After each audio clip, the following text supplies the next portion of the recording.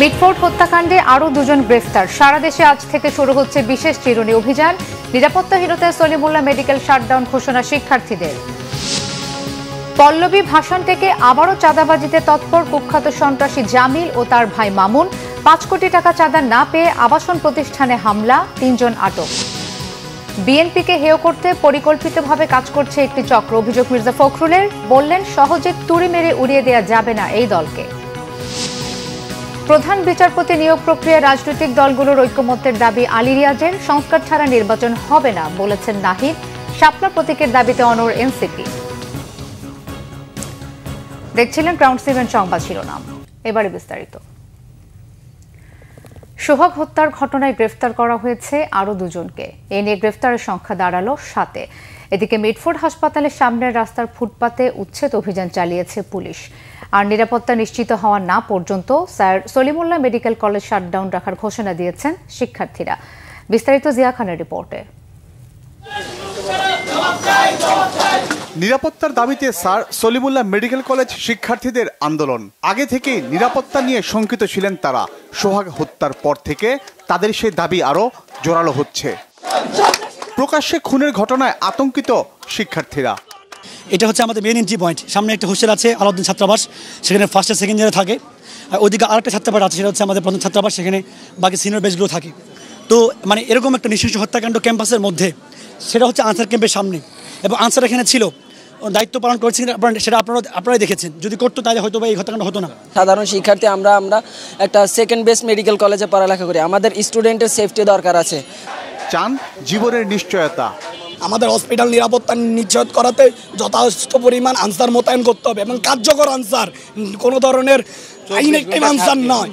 2 number, বহিরাগতদের প্রবেশ নিষিদ্ধ করতে হবে। বহিরাগতদের প্রবেশ রাত 12টার পরে এডওয়ার্ডের সামনে পোলাবান নেশাগ্রস্ত অবস্থায় থাকে, ওইটা আমাদের পরিহার করতে হবে। ঠিক পদক্ষেপ এবং সঠিক ক্লাস মানে একদম দৃশ্যমান কিছু পদক্ষেপ দেখতে পাচ্ছি, ততক্ষণ আমরা কমপ্লিট শাটডাউন ঘোষণা করছি। আমরা ক্লাস এবং পরীক্ষা সব পরিহার করছি।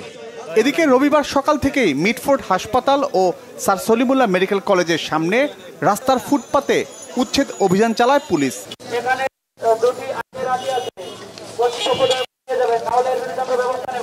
সোহাগ হত্যার ঘটনায় এজাহারভুক্ত আসামি সজীব ও রাজীবকে গ্রেফতার করেছে ডিবি। রাজধানী ঢাকা এবং নেত্রকোনা জেলায় অভিযান পরিচালনা করে ডিবি আরও 2 জনকে আটক করেছে। এই নিয়ে এই ঘটনায় এই পর্যন্ত 7 জনকে গ্রেফতার করা হলো।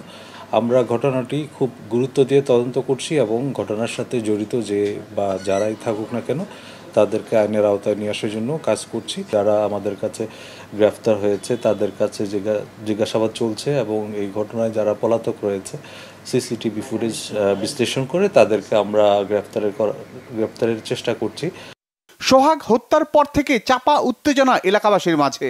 নির্মম হত্যাকাণ্ডের দৃষ্টান্তমূলক বিচারের পাশাপাশি সুন্দরভাবে বেঁচে থাকার নিশ্চয়তা চায় সাধারণ মানুষ। জিয়া খান, বাংলা ভিশন, ঢাকা। স্বরাষ্ট্র উপদেষ্টা অবসরপ্রাপ্ত লেফটেন্যান্ট জেনারেল জাহাঙ্গীর আলম চৌধুরী জানিয়েছেন, দেশের আইনশৃঙ্খলা পরিস্থিতি রক্ষা ও ভোটের আগে স্থিতিশীলতা বজায় রাখতে সারা দেশে আজ থেকে শুরু হচ্ছে বিশেষ চিরুনি অভিযান। মিটফোর্ড ব্যবসায়ী লালচাঁদ হত্যায় এ পর্যন্ত 7 জনকে গ্রেফতারের তথ্য দেন তিনি। জানান, নৃশংস ঘটনা তদন্তে সর্বোচ্চ গুরুত্ব দেওয়া হচ্ছে। অপরাধের রাজনৈতিক পরিচয় থাকলেও ছাড় দেয়া হবে না বলেও হুঁশিয়ারি দেন স্বরাষ্ট্র উপদেষ্টা। জিয়াউল হক সবুজের রিপোর্ট। গেল বুধবার মিটফোর্ড হাসপাতালের সামনে নৃশংসভাবে খুন করা হয় ভাঙাড়ি পণ্যের ব্যবসায়ী লালচাঁদ ওরফে সোহাগকে। এই ঘটনা অত্যন্ত দুঃখজনক ও বর্বর বলে উল্লেখ করেন স্বরাষ্ট্র উপদেষ্টা। খুবই একটা দুঃখজনক ঘটনা। রবিবার সচিবালয়ে আইন শৃঙ্খলা বিষয়ক উপদেষ্টা কমিটির বৈঠকে স্বরাষ্ট্র উপদেষ্টা জানান, সভ্য সমাজে এমন ঘটনা কোনোভাবেই গ্রহণযোগ্য নয়। নির্মম এই হত্যার সাজা নিশ্চিতে দ্রুত বিচার ট্রাইব্যুনালে নেওয়ার প্রস্তুতি জানান তিনি। মিটফোর্ডের নৃশংস হত্যাকাণ্ডের ঘটনা কি সরকার সর্বোচ্চ গুরুত্ব সহকারে দেখছেন। এই হত্যাকাণ্ডের দায়েরকৃত মামলায় প্রাথমিক তথ্য বিবরণীতে উল্লিখিত 19 জনের মধ্যে ইতিমধ্যে 7 জনকে র্যাব, সেনাবাহিনী এবং পুলিশ গ্রেপ্তার করেছে। ঢাকার বাইরে গোয়েন্দা দল বিভিন্ন জায়গায় অভিযান চালিয়ে অবশিষ্ট আসামিদের গ্রেপ্তারে কাজ করে যাচ্ছে। উল্লেখ্য যে এই হত্যাকাণ্ডের বিচার দ্রুত বিচার ট্রাইব্যুনালে নেয়ার পদক্ষেপ নেওয়া হয়েছে। ইতিমধ্যে খুলনা হত্যাকাণ্ড একজনকে গ্রেপ্তার করা হয়েছে। সরকার এই মর্মে বিশ্বাস করে অপরাধী যে দলেরই হোক না কেন, সে যে কোনো দলেরই হোক না কেন, কোনো রাজনৈতিক অথবা অন্য কোনো পরিচয়ে কাউকে ছাড় দেওয়া হচ্ছে না এবং ভবিষ্যতেও দেওয়া হবে না। এদিন বৈঠকে মব সৃষ্টি, চাঁদাবাজি, দখলবাজি ও অস্থিরতার বিরুদ্ধে ব্যবস্থা নেওয়ার বিষয়ে আলোচনা হয়। সিদ্ধান্ত হয় জাতীয় নির্বাচনের 2-3 মাস আগেই দেশের আইন শৃঙ্খলা পরিস্থিতি স্থিতিশীল করার। পরিস্থিতি বিবেচনায় সরকার যে কোনো সময় চিহ্নিত অপরাধী ও সন্ত্রাসীদের ধরতে বিশেষ বা চিরুনি অভিযান পরিচালনা করতে পারে। আমাদের প্রিপারেশনটা আমরা ডিসেম্বরের ভিতরে শেষ করতে চাচ্ছি। তারপরে ধরেন যে ইলেকশনের ডেট, এটা এটা দিবে হলো ইলেকশন কমিশন, তারা এটা কবে ইলেকশন দেবে, তো একটা টেন্টেটিভ ডেট তো আপনাকে সবসময় বলা হয়েছে যে রোজার আগে হতে পারে, রোজার পরে হতে পারে। মিটফোর্ড সহ দেশের বিভিন্ন জায়গার অপরাধ তদন্তে আইনশৃঙ্খলা রক্ষাকারী বাহিনীর কোনো শিথিলতা ছিল কিনা তাও খতিয়ে দেখা হচ্ছে বলে জানান স্বরাষ্ট্র উপদেষ্টা। জিয়াউল হক সবুজ, বাংলা ভিশন, ঢাকা। আবারও চাঁদাবাজিতে তৎপর পল্লবী ও ভাসানটেক এলাকার কুখ্যাত সন্ত্রাসী জামিল এবং তার ছোট ভাই মামুন। দেশের বাইরে থেকেই নাড়ছে কলকাঠি। বিদেশি নাম্বার দিয়ে প্রতিষ্ঠিত ব্যবসায়ীদের কাছে চাঁদা দাবি করছে প্রতিনিয়ত। চাহিদা মতো চাঁদা না পেলে সাঙ্গপাঙ্গ দিয়ে হুমকি, হামলা ও গুলি বর্ষণ চলছে। এতে আবারও নড়ে চড়ে বসেছে প্রশাসন। ভুক্তভোগীদের অভিযোগ, চাঁদা না দিলে হত্যার নেশায় মেতে ওঠে সন্ত্রাসী এই গ্রুপটি। মুহিবুল্লাহ মুহিবের রিপোর্টে বিস্তারিত। রাজধানীর পল্লবী থানাধীন আলবদিরটেক এলাকা, এখানে গড়ে উঠেছে বেশ কয়েকটি আবাসন প্রতিষ্ঠান। একে বিল্ডার্স নামের আবাসন নির্মাণ প্রতিষ্ঠানটির কার্যালয় এখানেই। গত শুক্রবার বিকেলে চাঁদার দাবিতে প্রতিষ্ঠানটিতে হামলা করে সন্ত্রাসীরা। একে বিল্ডার্সের চেয়ারম্যান মাওলানা এম.এ. কাইয়ুম আলী খান জানান, কয়েকদিন ধরে মালয়েশিয়ান একটি নাম্বার দিয়ে 5 কোটি টাকা চাঁদা দাবি করে আসছে পল্লবীর কুখ্যাত সন্ত্রাসী জামিল। চাঁদা না পেয়ে কয়েক দফায় তার প্রতিষ্ঠানে হামলা করে সন্ত্রাসীরা। গত 27/6/25 শুক্রবার বিকেল 3টের দিকে মালয়েশিয়ান একটা সিমের মাধ্যমে আমাদেরকে ফোনে এক ভদ্রলোক ফোন করে যে আপনি তো ভালোই ব্যবসা করতেছেন এলাকায়, আমাদেরকে 5 কোটি টাকা চাঁদা দিতে হবে। তো এই কথা বলার পরে বললো যে আপনার সময় 7 দিন, 7 দিনের ভিতরে দিবেন, অন্যথা আপনার পরিণতি ভোগ করতে হবে। কথাটা অনেকটা এরকম। তো কেটে দিল সে ফোনটা। কেটে দেওয়ার 2-3 ঘন্টা পরে 30-40 জন লোক আমাদের অফিসে বিভিন্ন ধরনের অস্ত্র নিয়ে আমাদের লোকজনদের মারপিট করলো, কম্পিউটার ভাঙচুর করলো এবং বলে গেল যে সব কাজ বন্ধ। শুক্রবার সন্ত্রাসীদের গুলিতে একে বিল্ডার্সের একজন কর্মকর্তা গুলিবিদ্ধ হন। এই ঘটনায় পল্লবী থানায় একটি মামলা করেছে প্রতিষ্ঠানটি। তো উনি আবার আমাদেরকে পরে বোধহয় সোম-মঙ্গলবারে আবার একবার ফোন করছে যে আপনি যে যোগাযোগ করলেন না, আপনাকে তো অনেক খেসারত দিতে হবে। অফিসে না ঢুকে রাস্তার উপরেই তারা আমাদের একটা প্রজেক্টে, হক টাওয়ার নামে যে একটা প্রজেক্ট আছে, ওই প্রজেক্টে তারা হামলা করতে গেল। তো আমাদের লোকেরা যখন জাহর দিছে, শব্দ করছে ধর ধর ধর, তখনই তারা আবার ফিরে আসছে। ফিরে আসছে 40-50 জন লোক, তো আমাদের সাথে ধাওয়াধাই হয়েছে। তো এর পর্যায়ে তারা যখন দেখছে তারা ধরা খেয়ে যাচ্ছে, এমন অবস্থা আমাদের একটা লোককে গুলি করছে। গুলিটা পায়ে লাগছে, তো আমরা সবাই স্তম্ভিত হয়ে গেছি। এর ভিতরে তারা সরে গেছে। এ বিষয়ে জানতে চাইলে ডিএমপির মিডিয়া বিভাগের ডিসি তালিবুর রহমান জানান, পল্লবীর আলবদিরটেক এলাকার ঘটনায় 3 জনকে আটক করেছে পুলিশ। ভাই, ওই যে পল্লবীর ঘটনা নিয়ে একটু বলেন তো ভাই, আপডেট কি ঘটনার? হ্যাঁ, ঘটনায় 3 জন গ্রেফতার আছে ভাইয়া। মিরপুর পল্লবীর কুখ্যাত সন্ত্রাসী জামিল বাহিনীর প্রধান মুজিবুর রহমান জামিলকে 4টি বিদেশি পিস্তল ও রিভলভার সহ 2009 সালে গ্রেফতার করে র্যাব। পরে জেল থেকে ছাড়া পেয়ে দেশ ছাড়ে সে। তার বিরুদ্ধে একাধিক হত্যা মামলা সহ প্রায় 2 ডজন মামলা রয়েছে। মুহিবুল্লাহ মুহিব, বাংলা ভিশন, ঢাকা। বিএনপি মহাসচিব মির্জা ফখরুল ইসলাম আলমগীর বলেছেন, বিএনপিকে সহজে তুড়ি মেরে উড়িয়ে দেয়া যাবে না। তিনি বলেন, বিএনপিকে হেয় করতে একটি চক্র পরিকল্পিতভাবে কাজ করছে। তারেক রহমান এখন তাদের টার্গেটে পরিণত হয়েছেন। এদিকে ডক্টর মাহবুবুল্লাহর মতে বর্তমান পরিস্থিতি বিএনপির জন্য অশনি সংকেত। আহমেদ সরওয়ারের রিপোর্ট। রবিবার রাজধানীর একটি হোটেলে Tarek Rahman the hope of Bangladesh নামে একটি বইয়ের মোড়ক উন্মোচন করা হয়, যাতে তারেক রহমানের তৃণমূল ভিত্তিক রাজনীতির দর্শনকে তুলে ধরা হয়েছে। মোড়ক উন্মোচন করে বিএনপি মহাসচিব বলেন, এখন মিডিয়া পাল্টে যাচ্ছে, সাইবার যুদ্ধের জন্য প্রস্তুতির জায়গায় বিএনপি খুব দুর্বল। এখন একটা কিন্তু মারাত্মক রকমের একটা বড় রকমের আক্রমণের শিকার আমরা হয়েছি। সাইবার অ্যাটাক হয়েছে আমাদের উপরে, চতুর্দিক থেকে একটা পরিকল্পিতভাবে বিএনপিকে হেয় প্রতিপন্ন করবার জন্যে, বিএনপিকে উড়িয়ে দেওয়ার জন্য, এবং সবচেয়ে মারাত্মক যেটা, ফর দ্য ফার্স্ট টাইম এবার আমাদের নেতা তারেক সাহেবের উপরে আক্রমণ হয়েছে। আমি এটা আপনারা লক্ষ্য করেছেন নিশ্চয়ই, তার নাম ধরে, তার কথা বলে, তাকে বিভিন্নভাবে মেলাইন করে তার সম্পর্কে কথা বলেছে, যেটা খুব অ্যালার্মিং। আমি এটা জোর দিয়ে বলতে চাই, বিএনপিকে এত সহজে তুড়ি মেরে উড়িয়ে দেওয়া যাবে। বিএনপি প্রমাণ করেছে, প্রতিবার প্রমাণ করেছে যে বিএনপি সেই ধ্বংসস্তূপ থেকে জেগে উঠতে জানে। আলোচনায় অংশ নিয়ে বিশিষ্টজনেরা সমকালীন রাজনীতিতে তারেক রহমানের ভূমিকা উল্লেখ করে বলেন, তিনি দেশের রাজনীতিতে সক্রিয় থেকেছেন আদর্শিক নেতৃত্ব হিসেবে।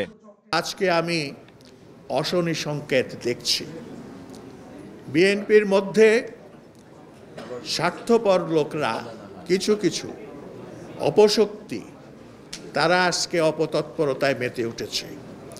যে বিএনপিকে শেখ হাসিনা ধ্বংস করতে পারেনি, ভাঙতে পারেনি, বিপর্যস্ত করতে পারেনি, সেই বিএনপি আজকে কিন্তু বড় একটা হুমকির মুখে পড়েছে। তারা এই মুহূর্ত থেকে দেশে একটা গোপন জরিপ শুরু করুন। বিশেষ করে এই জরিপের উদ্দেশ্য হবে দলের মধ্যে কারা ক্ষতিকর কার্যক্রমে লিপ্ত আছে, অসামাজিক কার্যক্রমে লিপ্ত আছে, দল বিরোধী কার্যক্রমে লিপ্ত আছে। আমি আশাবাদী ভবিষ্যতে যে জিনিসগুলো এখন উনি করে উঠতে পারছেন না, দলের নানান রকম বিশৃঙ্খলা আছে, সেগুলো উনি বহিষ্কার করে আসলে সম্ভব না। যদি রাষ্ট্রের ক্ষমতায় আসেন, দায়িত্বে আসেন, আমি আশা রাখি, আস্থা রাখি তিনি সেটা পেরে উঠবেন। এবং একটা ফাইট আমি অন্তত করার চেষ্টা করছি, আপনাদের জন্য করা সোজা না, কারণ আপনারা এই দলটা করেন, যারা করেন। পাথর দিয়ে হত্যা করার এই ঘটনায় খেয়াল করবেন, দল হিসাবে বিএনপিকে স্টিগমাটাইজ করা, দল হিসাবে বিএনপিকে আওয়ামী লীগের পর্যায়ে নিয়ে যাওয়া, একই রকম আলাপ করা যে বিএনপিও টিকে থাকার কোনো দরকার নেই, বিএনপিও নিষিদ্ধ হয়ে যাওয়া উচিত, এগুলো প্রত্যেকটা বাংলাদেশের বিরুদ্ধে কিন্তু চক্রান্ত। বিএনপির রাজনীতি তরুণদের মাথায় ঢোকানোর উপর জোর দেন আলোচকরা।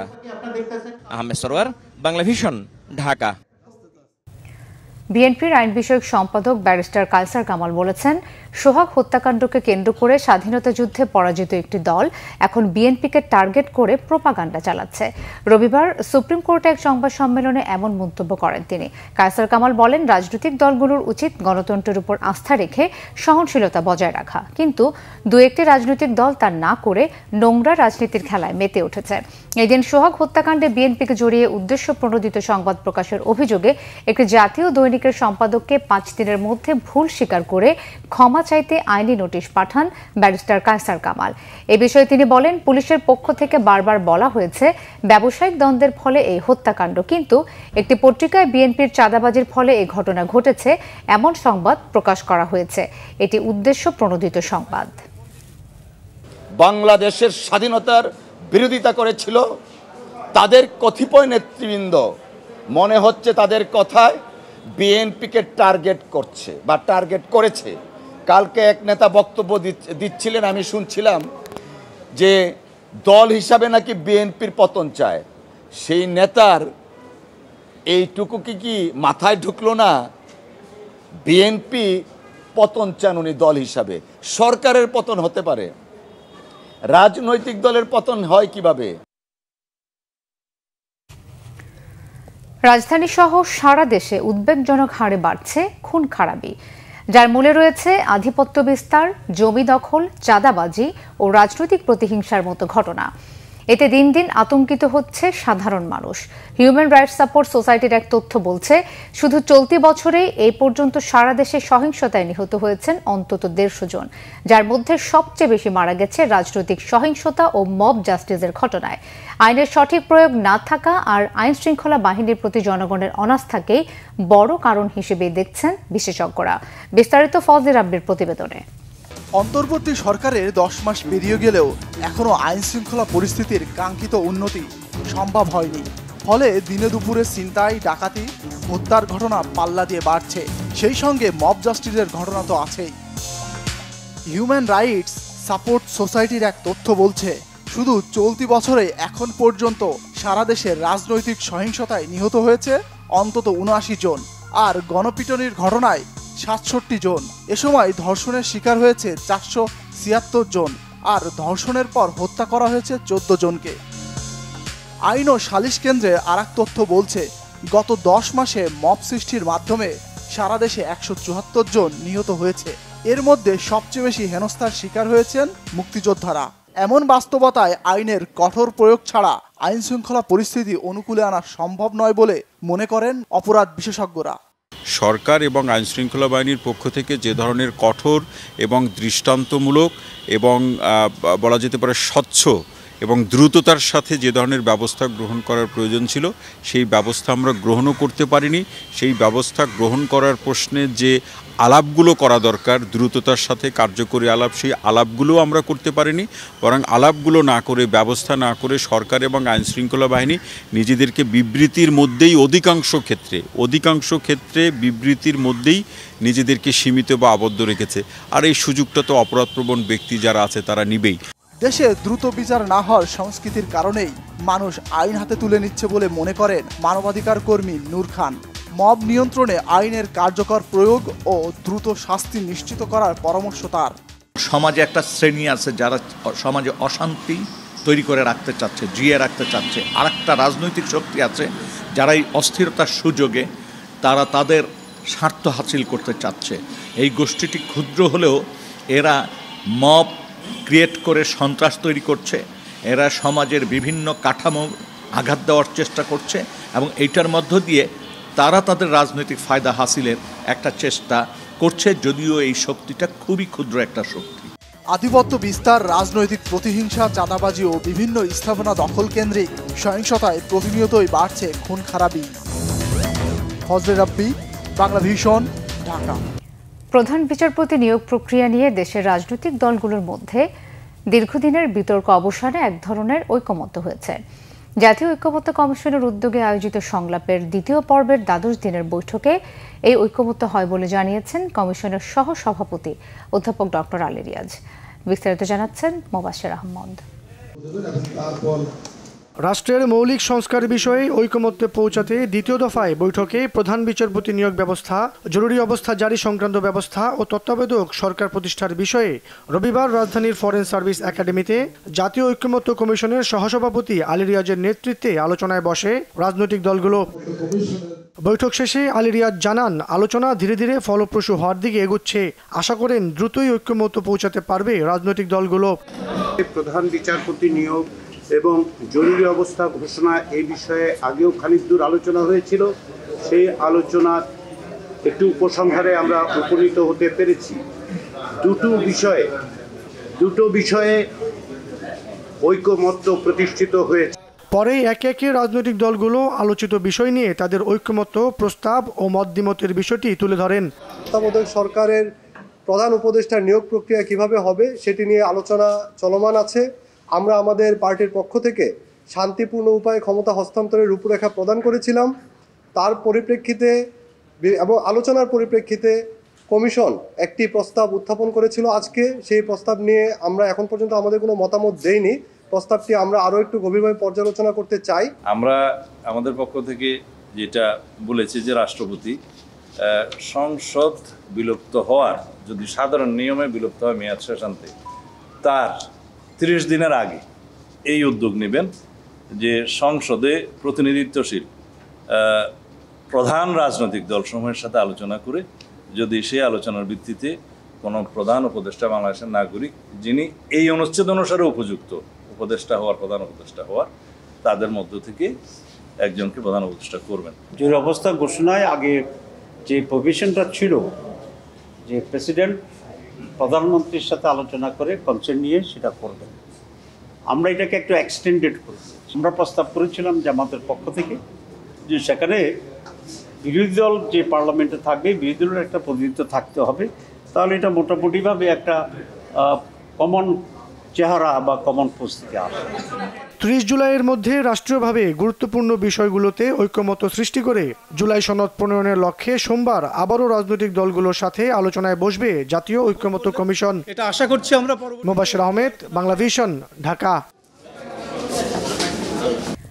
সংস্কার ছাড়া কোনো নির্বাচন হবে না বলে আবারও জানিয়ে দিয়েছেন জাতীয় নাগরিক পার্টি এনসিপির আহ্বায়ক নাহিদ ইসলাম। জুলাই পদযাত্রার 13তম দিনে এনসিপি পিরোজপুর জেলা শাখার আয়োজনে জেলার কেন্দ্রীয় শহীদ মিনারে একথা বলেন তিনি। নাহিদ ইসলাম বলেন, জুলাই গণঅভ্যুত্থানের মাধ্যমে ফ্যাসিস্ট শেখ হাসিনা সরকারের পতন ঘটেছিল। গুম, খুন, নির্যাতন, দুর্নীতি, লুটপাট, ভোটাধিকার হরণ, সন্ত্রাস এমন কোনো অপকর্ম নেই যে সরকার করেনি। বলেন, তিনবার দেশের মানুষ ভোট দিতে পারেনি। সীমাহীন জুলুম, নির্যাতন, অত্যাচারে অতিষ্ঠ হয়ে মানুষ রাজপথে নেমে এসেছিল। এর আগে সকাল 11টায় পদযাত্রা শুরুর কথা থাকলেও বৃষ্টির কারণে 12টার দিকে দলটির কেন্দ্রীয় নেতাকর্মীরা পিরোজপুর সার্কিট হাউস থেকে পদযাত্রা শুরু করেন।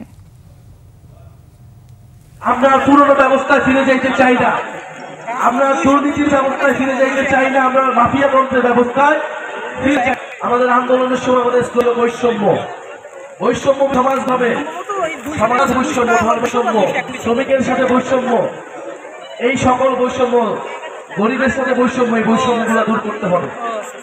ফলে এই যে গণঅভ্যুত্থানের পরে আমরা একটা সরকার পাইছি, সকলে মিলে আসলে এই সরকারকে সহযোগিতা করি এবং দেশটাকে নতুন করে গড়ে তুলি। কিন্তু আমাদের সেই আহ্বানে সবাই সাড়া দেয় নাই। কেউ শুধু ক্ষমতা চাইছে, শুধু দ্রুত নির্বাচন চাইছে, সংস্কার তাদের কাছে গুরুত্বপূর্ণ মনে হয় নাই। এদিকে শাপলা প্রতীকের বিকল্প কোনো প্রতীক নিয়ে ভাবছে না জাতীয় নাগরিক পার্টি এনসিপি, এমনটি জানিয়েছেন দলটির মুখ্য সমন্বয়ক নাসির উদ্দিন পাটোয়ারি। সকাল 11টায় সিইসির সাথে এনসিপির 5 সদস্যের প্রতিনিধি দল বৈঠকে বসে। উপস্থিত ছিলেন হাসনাত আবদুল্লাহ, শারজিস আলমও। বৈঠক শেষে নাসির উদ্দিন পাটোয়ারি বলেন, সংসদ নির্বাচনের আগে নির্বাচন কমিশন পুনর্গঠন করতে হবে। এনসিপি নেতারা দলের নিবন্ধন, দলীয় প্রতীকের বিষয়ে ইসির সিদ্ধান্ত ও প্রবাসী ভোটারের বিষয়ে কমিশনের সঙ্গে আলোচনা করেন।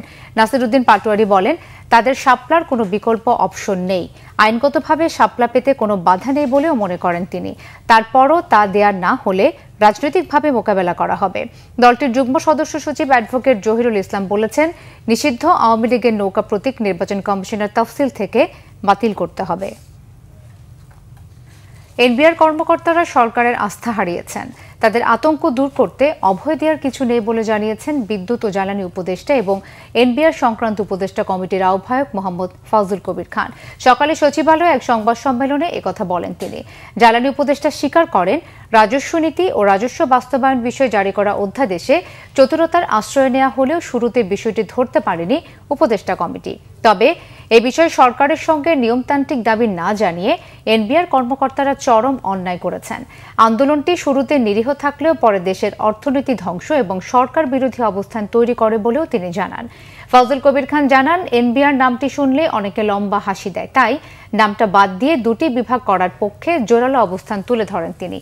প্রশাসন ক্যাডারের খবরদারি গ্রহণযোগ্য নয় জানিয়ে বলেন, ক্ষমতার ভারসাম্য রক্ষায় সচিব ও ঊর্ধ্বতন কর্মকর্তা নিয়োগে নীতিমালা করা হবে।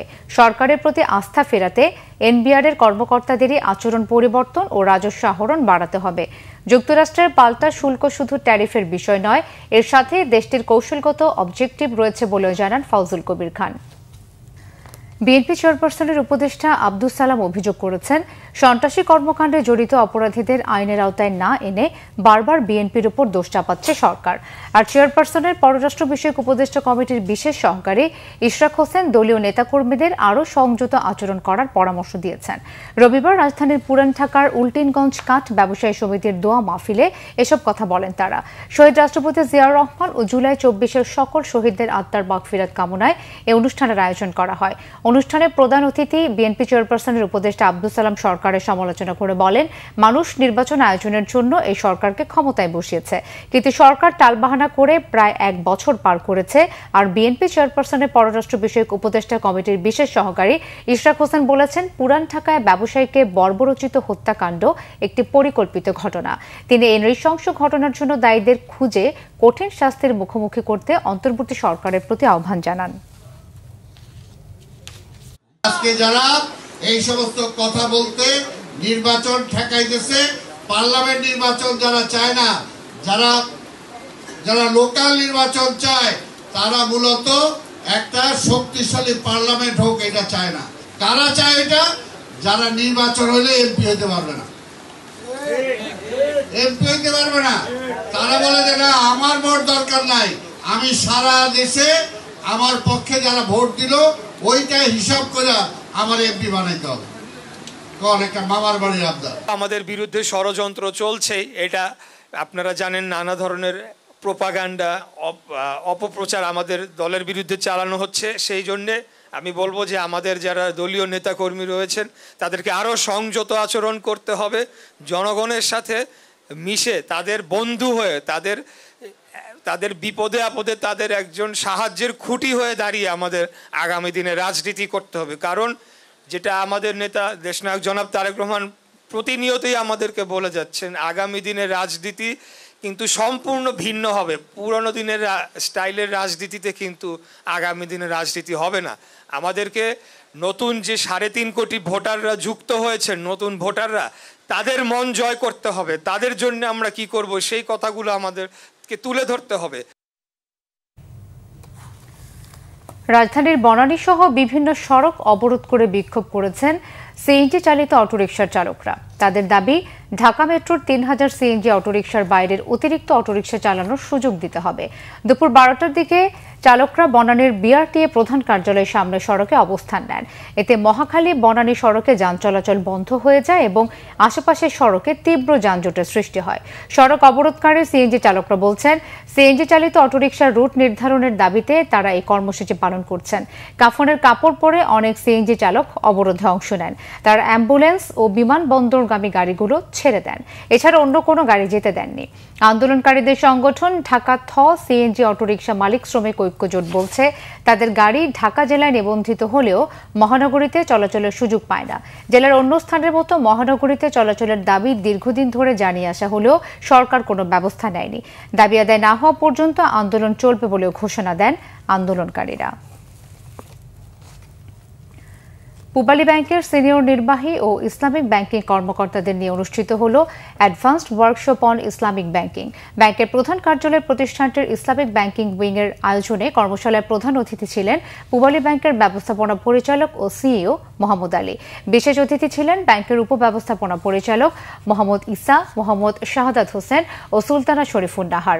কর্মশালায় সভাপতিত্ব করেন ইসলামিক ব্যাংকিং উইং এর প্রধান ও মহাব্যবস্থাপক দেওয়ান জামিল মাসুদ, প্রধান কার্যালয়ের মহাব্যবস্থাপক মোহাম্মদ শাহনেওয়াজ চৌধুরী সহ ঊর্ধ্বতন কর্মকর্তারা। অনুষ্ঠানে বাংলাদেশের ইসলামিক ব্যাংকিং খাতের চ্যালেঞ্জ ও সম্ভাবনার বিষয়ে আলোচনা হয়। কর্মশালায় ব্যাংকের ব্যবস্থাপনা পরিচালক ও সিইও মোহাম্মদ আলী বলেন, গ্রাহকদের ইসলামী মূল্যবোধ ও নীতি মেনে ব্যাংকিং সেবা প্রদানের জন্য পূবালী ব্যাংক প্রতিশ্রুতিবদ্ধ। সংবাদ শেষ করব ক্রাউন সিমেন্ট শিরোনামগুলো আরো একবার জানিয়ে।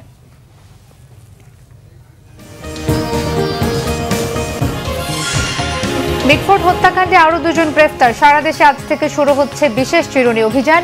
নিরাপত্তাহীনতায় সলিমুল্লাহ মেডিকেল শাটডাউন ঘোষণা শিক্ষার্থীদের। পল্লবী ভাসান থেকে আবারও চাঁদাবাজিতে তৎপর কুখ্যাত সন্ত্রাসী জামিল ও তার ভাই মামুন। 5 কোটি টাকা চাঁদা না পেয়ে আবাসন প্রতিষ্ঠানে হামলা, 3 জন আটক। বিএনপিকে হেয় করতে পরিকল্পিতভাবে কাজ করছে একটি চক্র, অভিযোগ মির্জা ফখরুলের। বললেন, সহজে তুড়ি মেরে উড়িয়ে দেওয়া যাবে না এই দলকে। প্রধান বিচারপতি নিয়োগ প্রক্রিয়া রাজনৈতিক দলগুলোর ঐক্যমত্যের দাবি আলী রিয়াজের। সংস্কার ছাড়া নির্বাচন হবে না বলেছেন নাহিদ। শাপলা প্রতীকের দাবিতে অনড় এনসিপি।